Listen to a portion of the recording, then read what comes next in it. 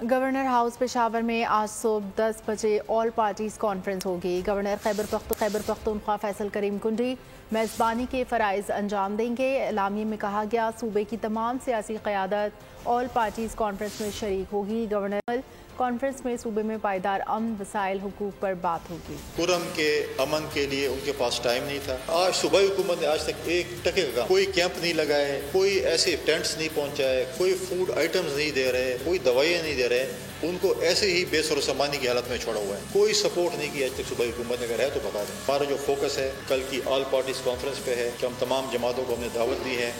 16 کے لگ بھگ ہمارے کنفرمیشن ہمارے پاس جماعتوں نے کی ہے، وہ کل آئیں گے۔ چاروں صوبائی چیف منسٹر کو دیکھیں تو اس میں ایک سی ایم کو آپ کو کام کرتے نظر نہیں آئے گا، باقی 3 بریفنگز بھی لے رہے ہیں، ترقیاتی کام بھی ہو رہے ہیں، اور ساتھ ساتھ جو ہے وہ اپنے جو ہے ترقیاتی منصوبوں کو بھی اضافہ کر رہے ہیں۔ اور ایک ہمارا ہے کہ جو کہتا ہے کہ میں نے اسلام آباد پہ چڑھائی کرنی ہے، میں نے بارود خریدنا ہے، میں نے گولیاں خریدنی ہے، اور میں کسی کو نہیں چھوڑوں گا۔